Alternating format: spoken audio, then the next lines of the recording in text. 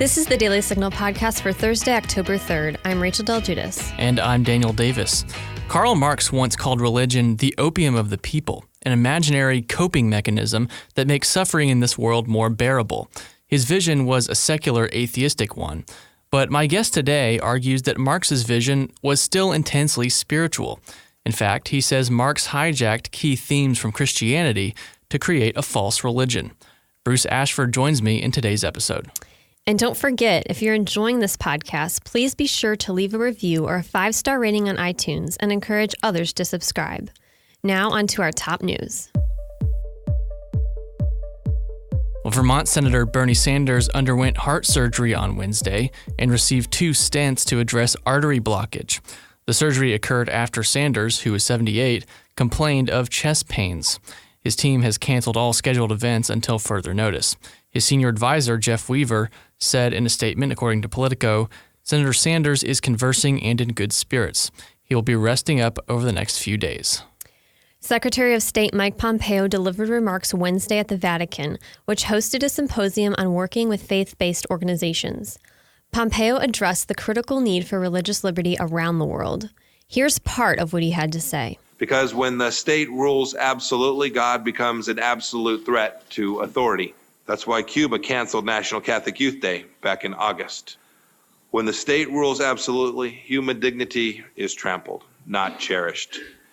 That's why Assad kills his own people and has no regard for the 11 million Syrians suffering today as displaced persons and refugees. When the state rules absolutely, moral norms are crushed completely. That's why the Islamic Republic of Iran has jailed, tortured, and killed thousands of its own citizens for 4 decades. It's why China has put more than 1 million Uyghur Muslims like Mrs. Dawood, in internment camps. And it's why it throws Christian pastors in jail. Well, North Korea fired what experts believe could be a submarine-launched ballistic missile on Wednesday, just hours after the country announced it would resume nuclear talks with the U.S. this weekend. According to Reuters, Japanese officials said the missile landed off the coast of Japan.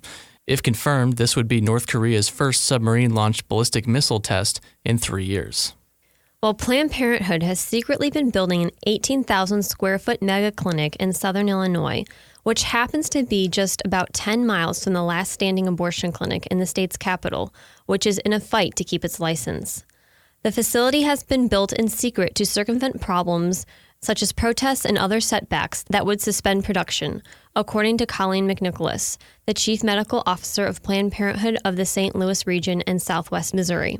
She told CBS News, quote, "We were really intentional and thoughtful about making sure we were able to complete this project as expeditiously as possible because we saw the writing on the wall. Patients need better access, so we wanted to get it open as quickly as we could."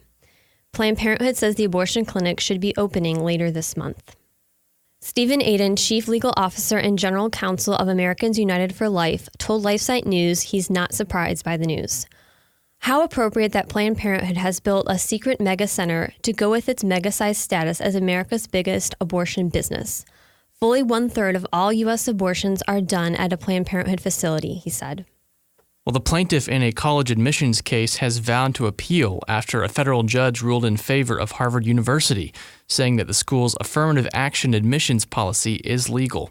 The plaintiff, a group called Students for Fair Admissions, argued that Harvard considered race too much in discriminating against Asian American applicants. Federal District Court Judge Allison Burroughs said she found no persuasive documentary evidence of any racial animus or conscious prejudice against Asian Americans. The case has been closely watched as it could potentially determine the future of affirmative action in college admissions. Students for Fair Admissions say they will appeal to the First Court of Appeals and, if necessary, the Supreme Court. Well, taxes are claiming more of Americans' hard-earned cash than clothing and healthcare combined. That's according to a new survey from the Bureau of Labor Statistics. In 2018, Americans spent roughly $14,700 on food, clothing, and healthcare, compared to over $18,000 that the average American paid in federal, state, and local taxes, according to a report from CNS News. Up next, I'll sit down with Bruce Ashford to talk about how Marxism, in some ways, is a counterfeit Christianity. Exciting news for Heritage members. Our 2019 President's Club is taking place October 21 through 23 in Washington, D.C. This is an exclusive event for Heritage members to hear directly from our experts and other conservative leaders. This year, that includes Vice President Mike Pence and Secretary of State Mike Pompeo. To learn more about how you can attend, please call 1-800-546-2843. That's 1-800-546-2843. Well, I'm joined now in the studio by Dr. Bruce Ashford. He is the Dean of Faculty and Provost at Southeastern Baptist Theological Seminary down in North Carolina, where he also serves as a professor of theology and culture. He also blogs at Christianity for the Common Good, and as a note of personal disclosure, he is a professor of mine. I'm a part-time student at Southeastern. So, Bruce, thanks for swinging by the studio. Yeah, it's great to be on the podcast today. Thank you. So, Bruce, you're an interesting blogger and writer because on the one hand, you're kind of like waist deep in historical theology and philosophy and writing the journal articles and all of that, but you're also writing contemporary books for your audience, which is largely Christian, and you're also blogging about contemporary political issues.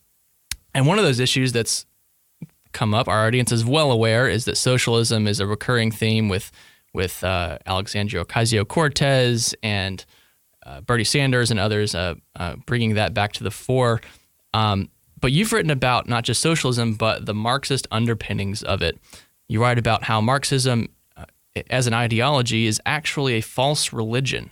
And I think that's an interesting angle. I think a lot of folks, even conservatives, think of Marxism as just a set of bad ideas, but you're saying it's actually false religion and even idolatry. Why do you frame it that way? Yeah, and so, I'm not the first person to bring this up. The great French philosopher Raymond Aron, who's a contemporary of Sartre, explored this in a book that he wrote called The Opium of the Intellectuals, which is a play off of Marx's Opium of the Masses. And he argued that structurally and existentially, Marxism functions more like a religion than just a kind of a mere ideology. That's been picked up on by some contemporary political scientists and philosophers like David Koizis and Peter Kreeft. And the critique, is really Augustinian. And Augustine argued that anytime you take some aspect of the natural order and elevate it to a level of ultimacy, absolutize it, you've got yourself an idol or a false religion. And I think Marx did that with material equality. And what happens is when you take any one aspect of reality and you elevate it that high, you absolutize it, it becomes a cudgel with which you beat down other good aspects of reality. And we can talk about this later, but that's exactly what Marxism has done. It's taken this drive for material equality and beat down other good aspects of reality. It's actually, it induces poverty and decreases liberty. So lay out for us the basic Marxist paradigm. I mean, we hear the word so often, but what actually is the worldview of Marxism? Yeah, so Marx, we'll start with his philosophy of history. He was an economic determinist, or something very close to a determinist, that believed that the logic of human history can be traced by tracing economic struggles, class struggles. So he divided the world into 5 eras, and he argued that in each of these eras you can see that human beings are essentially laborers, and that their labor conditions determine who they are and determine the happiness of their life. First is Asiatic, the hunter-gatherer stage, and this is where human beings were at the mercy of nature. The second era is the ancient era, and this is the slave-master era, where the slave is oppressed by the master. Then on the heels of that, you've got the medieval era, the feudal system, and this is the sort of the lord-peasant era, and it's a little bit better than the ancient era. Marx argued that owners began to realize the problem with slavery is that your property can get sick or die, and your property usually wants to run away. And so in the lord peasant era, the peasants at least had some ownership of what they did. They got to keep their crops and so forth, and they were less likely to run away. Then we have capitalism, which is the owner-worker relationship, where he argued that the wealthy, the owners, oppressed the workers. And he lived in an era of serious crony capitalism, the industrial era, where there were immoral market agents who were working young children and adults 16 hours a day, things that we would never agree with. I mean, unhealthy forms of the free market. And he just assumed That's what capitalism was, and he was wrong. And then finally, the fifth era that he's pushing towards is he believed that definitely and inevitably the working class would disappear. They'd be replaced by machines, and that they would rebel, and that a few wealthy people would help them to overthrow the wealthy class, and that there would be a socialist utopia. And eventually, and this is risible, this is just laughable, he believed that under the Marxist paradigm, the state would wither away. And we've seen something like the opposite of that happen every time Marxist thought has been instantiated in actual society. That's interesting, isn't it? Yeah. We're going to see, we'll talk about this a little bit later, that if you take Marx's benchmark, which is history, Marxism fails under that benchmark in the most utterly devastating way repeatedly. So that's his philosophy of history. His anthropology, this is important. He believed that human beings are essentially laborers. That's who we are. It determines who we are. And because he was a determinist, and because he believed that people's way of thinking was determined by their economic class, he believed that people couldn't really be reasoned with. And the problem with that, and we see this in contemporary society, people take Marxist thought and translate it to gender, sex, and race theory. The problem is that if people can't be reasoned with, the only thing that's left is coercion. They can be bullied, and we see in Marxist societies imprisoned, assassinated, and so that's his anthropology. So that's a brief summary of his thought. Yeah, that's interesting. It's really evocative of the identity politics. You're in this group or you're in that group, and you've got certain interests, and that's all you are. And you can't rise above that. You can't think beyond that. And it makes you wonder about Marx himself. Did he see himself as like somehow above all of these people and able to get to the truth? That's a great critique, hoist him by his own petard. And that's another one of the many ironies that you've got. Because wasn't he a traitor to his own class? He was kind of raised in a what he would call the bourgeois, the wealthy. Yeah, his father was a lawyer, and he was sent to Berlin and didn't have to pay for any of it. University of Berlin, studied under the greatest minds. Just last week I spoke at a college Republicans kickoff at a university in North Carolina, and had a bunch of progressive activists show up. And their activism, it was a Marxist form of activism. They treated me as a worthless piece of crap who could not be reasoned with, and so they used kind of verbal forms of intimidation to try to bully me. I'm not easily bullied, but I tried to engage them in good faith, and about half of them ended up responding to me as a human being, but the other half didn't. They treated me under Marx's view. I'm determined by my gender, sex, race, and economic class, and I'm somebody to be bullied rather than talked with. And it's a problem that so many of our college students are being taught that, sort of the Alinsky method and kind of the Marxist view of one's social and political opponents. Yeah, well, that's sad to hear. Unfortunately, more and more common. So before we get too much into that, though, I want to ask you about Marxism as an antithesis to Christianity. You write about this in your blogs, and how Marx was actually putting forward an alternative to Christianity, but in many ways actually mirrored it. Talk about that. Yeah, so Marx actually, when you take a look at the system that he put together, so Marx converted to Christianity early on. He was Jewish, he converted to Christianity briefly, and even wrote some relatively beautiful prose about Christianity before he became an atheist. And when he became an atheist and he began writing his theory, you can tell it's almost as if he had the Bible at his elbow. So for every major Christian doctrine, he built a Marxist doctrine that was the inverse of the converse of it. So for example, in Marxism, you've got a God, and the God is material equality. You've got an evil, and the foremost evil is material inequality and the class struggle that exists because of that. Then you have a salvation. Salvation is Marxist ideology and revolution. And if I can stop there for just a minute, Marxist revolution is not political revolution. Political revolution is something limited. It's when you replace one political arrangement with another. But the socialists, most of them, to the extent that they're like Marx, don't want merely a political revolution. They want a social revolution, which is an entire upending and overthrow of the social order. And that doesn't go well. That never goes well when you clear the decks and try to start over again. There's no one person or no group of people is brilliant enough and persuasive enough to overturn an entire social order and for it to go well. And that's what Marx wants to do with the salvation he provides. You've got Marx's version of church, and that would be pockets of classless people in the midst of a capitalist world. When I was in Russia, I lived in Russia right after the fall of the Soviet Union, and the Russians told me that they would have, in their communist youth group meetings, they had a little Bible. They had communist youth group? Oh, yeah, they had youth group meetings, and they had a little green book that looked just like a Bible called the Atheist Table, and they sang songs about how God doesn't exist and how Jesus wasn't God. Wow. It was very silly. Do they have any atheist altar calls or something? Yeah, I don't know. Baptisms? Catechisms and so forth. The priesthood in Marx's system is the Communist Party. And now here's an important one, the ethic. So the Christian ethic is a principled ethic. There are certain things that are wrong in and of themselves, and you never do them, ever. Like murder, rape, stealing, rape. Murder, yeah. But the Marxist ethic is utilitarian. Under the Marxist system, the good is whatever helps achieve the socialist utopia. The bad is whatever hinders it.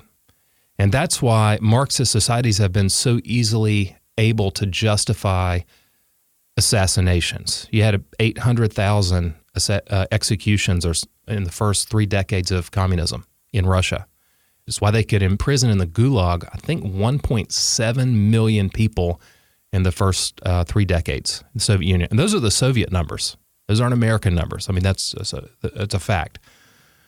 So you've got a utilitarian ethic that ends up undermining human dignity. You have an end times. You know, Christians talk about, we believe that Christ will return one day to set the world to rights, install a one world government and a one-party system, and justice will roll down like the waters. Well, Marx had his version of that, and that is that once his revolution had happened, there would be such material abundance. I mean, that's funny, isn't it? There'd be so much material abundance. People would be so happy. They'd be frolicking and, in the midst of abundance, and the state would wither away. And we know, of course, that the opposite happens in the Marxist system. The state doesn't wither away. It becomes like a giant octopus that swells to enormous proportions and reaches its tentacles into every sector of society and every sphere of culture. And then finally, the Christian view of history is that history is linear, is proceeding towards something, and that would be Christ's return, and that history is not a closed system, that there's something that transcends us. There's a transcendent moral framework, and there's a God who underpins that. But for Marx, history is a closed system, and the meaning of life is found within history, not without. And so there's a summary of the way that Marxism functions as a false religion. And we can, if you want to, in a little while, we can talk about what happens when you build an ideology that functions as a false religion. Well, let's do that. Okay. So you had the whole, you talked about living in the post-Soviet world in Russia. You saw, I assume, the disastrous consequences of a whole half century of communism. Talk about how that came about and why building a system on what you call an idol is what was really problematic. Yeah, so I was born in the 70s, all right? So I'm an old guy. And I remember... X. Exactly. The last good generation, as they say. I hope so. I hope we're a good generation. But, so when I was a kid, my parents received... Well, I remember watching Ronald Reagan, right, on television, talking about the evils of communist society. And I remember my parents received a bulletin 4 times a year from Voice of the Martyrs, and it would have photographs of Russian pastors and Christians who had been put in the Gulag, in the concentration camps, and it would tell their story. And they almost always died of starvation within a few months, or they were assassinated or killed, executed. And it got my imagination going. And so I moved, in the 90s, I moved into a Central Asian corner of Russia and lived there for a while. And I saw and talked to the people who lived under that regime, and it was absolutely devastating. So here's how I would put it. When you take an aspect of the natural world and elevate it to the level of a God and make it a God, it's always going to go badly. It's going to distort and warp reality. It's going to beat down other good aspects of reality. And so let's talk about how that happened. We'll just use Russia as our example, or the communists, the Soviet Union. We could do the same thing with the People's Republic of China, And if it's called a People's Republic, it's probably not a People's Republic. We do the same thing with Cuba. Yeah, Venezuela today. Yeah, Venezuela. But we'll focus on the Soviet Union. I know those numbers the best. Marxism fails by its own benchmark, which is history. All right. So historically, the abolition of private property has not led to liberation. It's led to oppression. Think about it. If you don't have private property, you only have one thing left, which is your own soul, right? Your own inner freedom of conscience. And that's something that nobody can ever take away. But other than that, you have nothing. If you don't have private property, the government can take absolutely everything away from you. They've got you in an iron grip. You can't even go home. You can't even go home to your house and be with your family because you don't even have that. Historically, Marxist states the state has not withered away. It's actually become enormous and oppressive. So to give some numbers, in the USSR, the Communist Party used systematic terror because remember, you can't reason with people, right? People are historically determined. If somebody's an opponent of the government and they can't be reasoned with, and if you have a utilitarian ethic, then the good thing to do is to get rid of those people. So just from 1921 to 1953, 1.7 million Soviet citizens died in the Gulag, 800,000 were executed, 400,000 died from forced resettlement and the starvation and so forth that occurred from that kind of resettlement. Anthropology.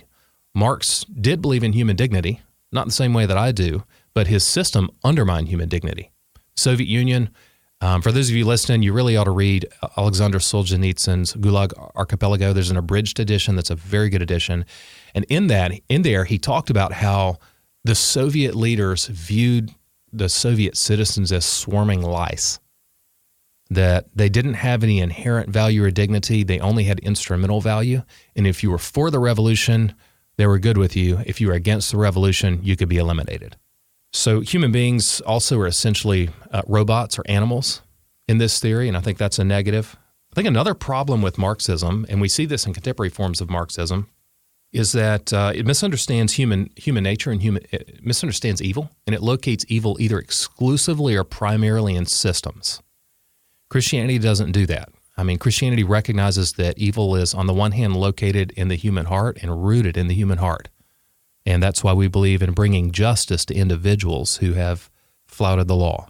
We do believe in what people call today systemic evil, that institutions, if you have enough individuals who are unjust, then their sin coalesces at the social level to warp institutions. But if you get rid of systemic injustice, you don't get rid of evil. And the problem with Marxists is that they aim almost exclusively at institutions. And don't realize that you can get rid of the institutions and evil will still be there, rooted in the human heart. A couple other negative consequences is that Marx's historic determinism led to moral relativism. We've touched on that a little bit, but that's part of the corruption of society in the Soviet era is moral relativism from stem to stern. And then the last thing is, when I hear somebody like AOC or socialists today talking about the 1%, sometimes I'll laugh, sometimes I get upset about it because it's so false. If you want to see a country marked by, look at what Marx did in the USSR. The wealthy, right? The Communist Party, the KGB bosses were enormously wealthy. And everyone else in the country was poor. Everyone else was poor. There wasn't a 1%. There was a 1/1000th of 1% who was enormously wealthy, and everybody else was poor. And so, if you'd like to help the U.S., let's embrace a reality-based politic, like you've got here at Heritage. Socialism is not a reality-based politic. It's grand utopian promises that can't be backed up. Well, given all that history you just laid out, economic Marxism has been devastating for country after country after country. Why do you think it's making this resurgence in American politics, socialism, if it's got such a bad track record? Is it just because we're not educated, or do you think there's something more? Yeah, good question. I'll give my best shot at answering it. So I think on the one hand, with younger Americans, millennials and Generation Z, there is a lack of awareness, historical awareness. They didn't grow up exposed to the utter horrors of the Soviet Union, People's Republic of China, the atrocities in Cuba. And so there's not a kind of existential and historical awareness. And then, so that's part of it. But you've got older people. You've got Bernie, crazy Bernie up there. Who spent his honeymoon in the Soviet Union. And that woman stayed with him. I don't understand that. But I think people are drawn to utopia. I think we all are. We want, especially idealistic people. People are idealistic and are drawn to utopia. And there's nothing wrong with that in and of itself, but we can't usher in a utopia. And the reason is that their evil is rooted in the human heart, not in systems. And so no amount of clearing the deck socially and starting over with new institutions will ever bring that utopia. And so we're going to have to settle for something more realistic. And, for me, I think the realistic thing is to have as minimal of a government as possible. Government's going to have to expand a little bit sometimes and step in and fix some things. But the government should set the conditions where human beings can flourish. And when there's immoral market agents, then we can step in and correct those immoral market agents. But we can't do this sort of grand, utopian, revolutionary politics. It's not going to work out well. Marxism in its economic form, as you were talking about, clearly devastating. And a lot of folks on the left have said, yeah, maybe that doesn't work. We'll adopt like a softer capitalism, but we're going to apply Marxism in all these other areas, in sex, gender, race. Talk about that transition and how Marxism lives on even in countries that are capitalist. Yeah. So, if you'd asked me 20 years ago, 15 years ago even, I would have said Marxism is dead. I mean, it is absolutely dead. It will never make a comeback. But it has made a comeback, and you're right, not just in the economic dimension. Marx's historic determinism has been taken and applied not just to economics, but to gender, race, and sex. That you as a person, Daniel, are a white male, middle class, upper middle class, I don't know what you are, but you're determined Definitely by lower middle class, maybe. And you're determined by that, and you're not a person who can be reasoned with, right? You are a person who should be shouted down, mocked, insulted, kind of intimidated, bullied a little bit. Just incapable of an original thought. Yeah, that's right. And so, you have identity politics based on identities. And I do think that identity politics, defined as seeking the good of your own tribe at the expense of the common good, is the death of democracy. It is a way to burn down the house that our founding fathers built. And so we want to promote a view where people are independent agents. We're not completely independent. We're interdependent on other people, but we are able to think freely. People can change their way of thinking like Marx did. He went from being a Jew to a Christian to an atheist, right? So he changed his thought. He wasn't so determined historically. And we want to treat other people with that kind of respect. We want to ascribe human dignity to them, and reason with them and persuade them instead of engaging in coercive forms of activism. So when you're engaging with people, say they're college students or someone else who thinks that you're just part of your identity group and not to be reasoned with, to be shunned, are you ever able to succeed in breaking through to them? I mean, you mentioned some college students earlier where you did, but how do you do that? And how do you meet them at a mental level where you can actually have a conversation so that they're not so tied to their ideology that they keep shunning you? Yeah, it's a great question. I started as an opinion writer about 4 years ago and wrote mostly for Fox, but I've written some for Daily Signal, Daily Caller. And when I would link to those articles on my Facebook author page, I would get all sorts of comments, as you can imagine, from activists. And I started an experiment then that I've continued also not just electronically, but in sort of in-person engagement with progressive activists. And the good thing is that these people are human. They're human. And that means that there's a good chance that if you enter into a good faith conversation with them, that they're going to respond decently. And on average, I would say about half of the folks do, if you work at it, end up responding decently and you have a good conversation. You come away, you don't usually come away agreeing. You're not going to win them over on the spot, but you come away with it having been a good engagement. The other half of the folks, I think, on average, have been so overwhelmed by ideology that their humanness doesn't come out. But I think we need to be careful not to respond in kind. Right. Because it's I would imagine, I think it is easy for some on the right to also fall into that, identity politics mindset where it's like, okay, you're just going to hate me for who I am, then I'm just going to hate you for who you are.